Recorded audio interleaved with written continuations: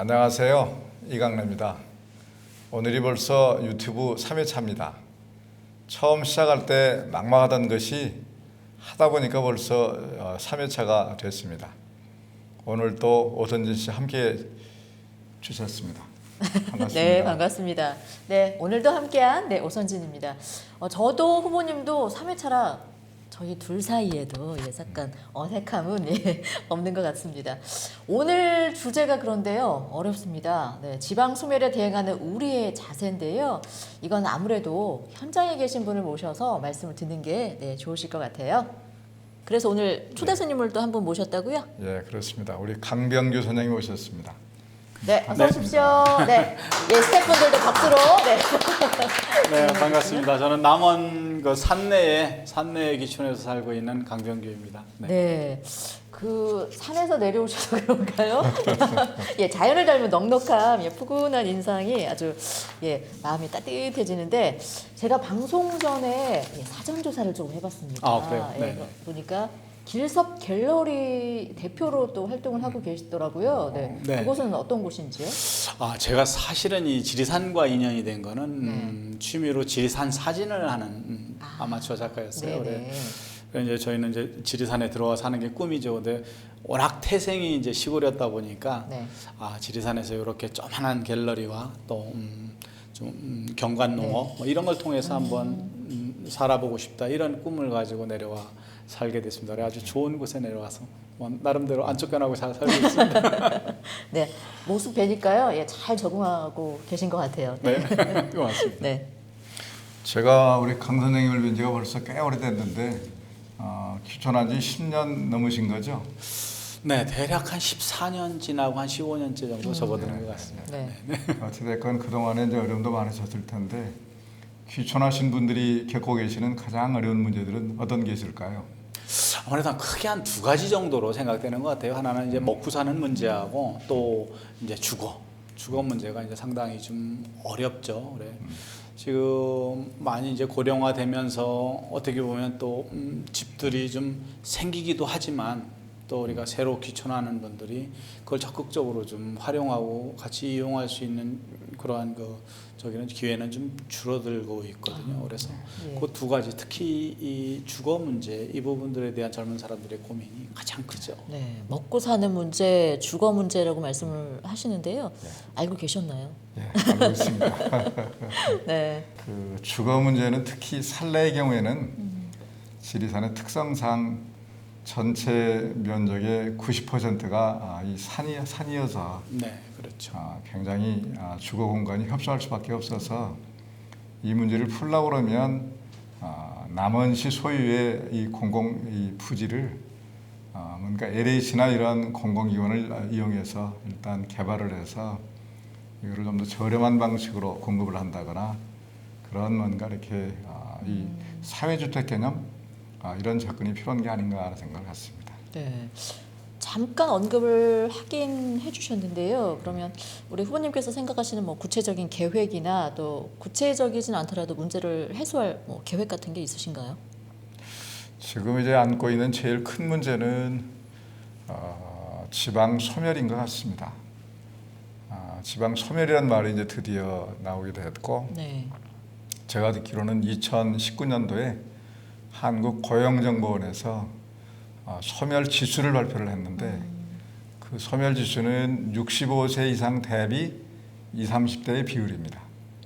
그런데 이제 이 비율이 0.4 이하이면 심각한 거죠.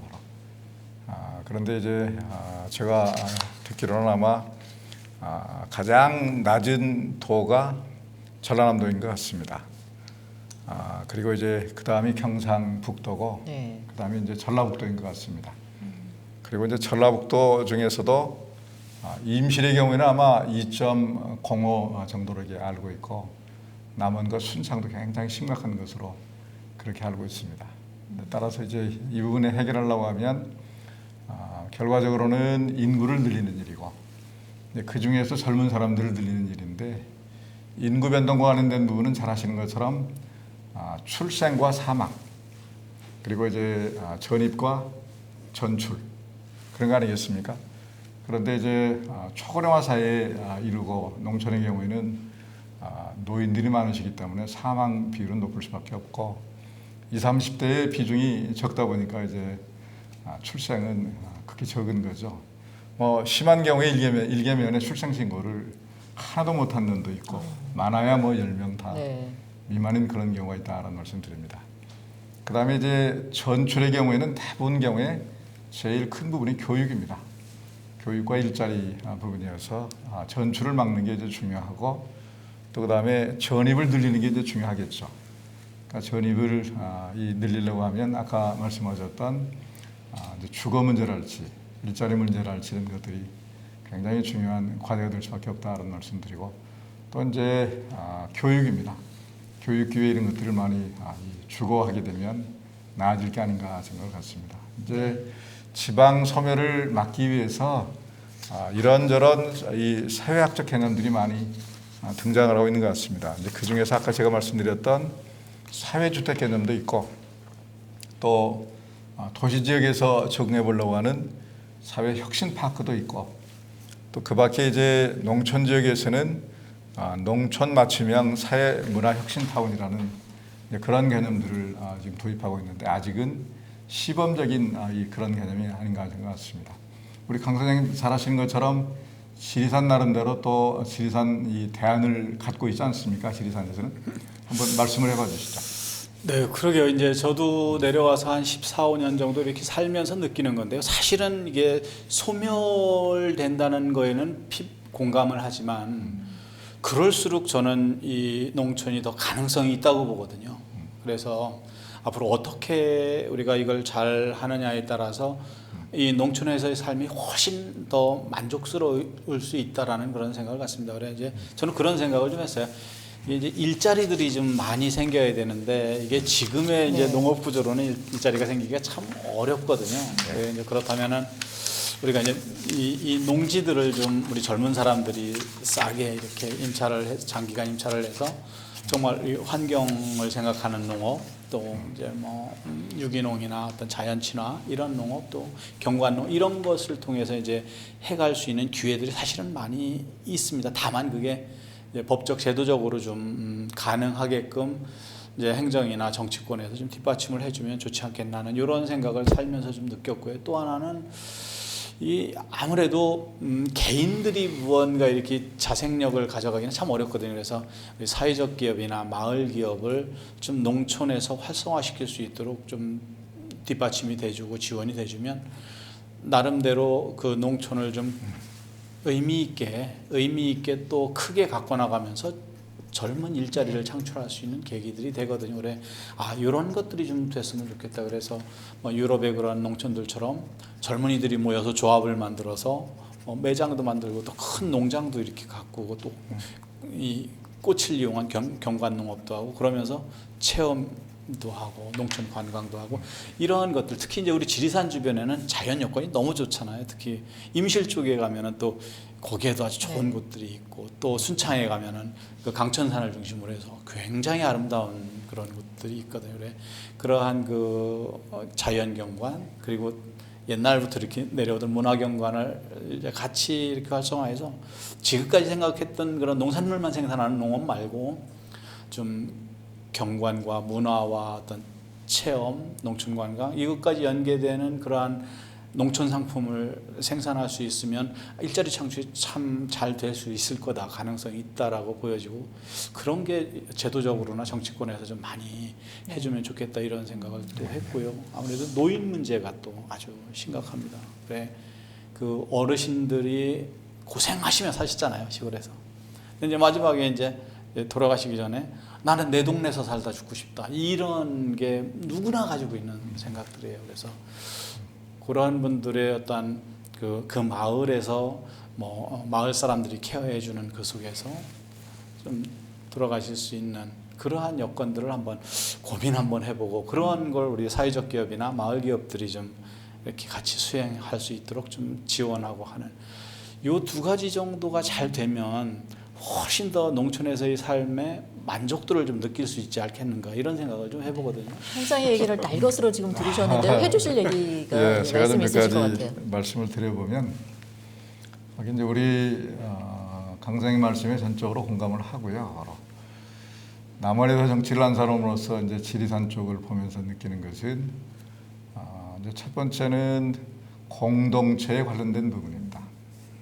그러니까 이제 잘 아시는 것처럼 실상사를 중심으로 이제 도법 스님이 선구적으로 이 귀촌학교도 세우셨고 또 그리고 이제 인드라만 공동체도 이제 설립을 하셨고 얼마 전에 한생명 이 총회를 한다고 그래서 가봤는데 한생명 제가 2001년도에 봤던 모습 그대로의 이 나름대로의 정말 시간적으로 벌써 20년이 됐습니다만 이제 그 순수한 마음, 순수한 공동체 의식 또 그리고 이제 지금 한생명인의 소망이라는 데 보니까 일종의 발기선언문 같은 거죠.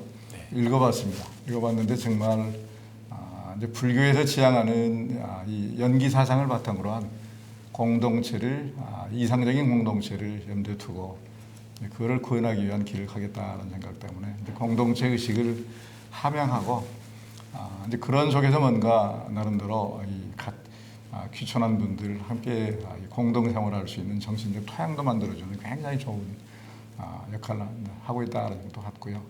지금 말씀하신 것처럼 이제 농업이 기존의 전통적인 농업 방식을 이제 벗어나서 지속 가능한 농업이죠. 지속 가능한 농업이고 농업의 형태 자체가 이제 그동안 1인 소유 방식을 떠나서 이제 기업농이거나 아니면 협동조합 방식이거나 사회기업 형식으로 이제 가야 되는데 아까 지적하신 것처럼 그렇게 하기 위해서는 제도적인 뒷받침 이런 것들이 이제 소유제도나 특히 토지와 관련된 제도 변화 이런 것들이 필요하다는 걸 공감하고 저도 이제 국회에 나가면 그런 부분에 관해서 뭔가 적극적으로 도와줄 생각을 갖고 있다는 말씀드리겠습니다. 다만 이제 걱정스러운 대목이 하나 있는데 거기 귀촌한 분들하고 산내 원주민들하고의 관계입니다.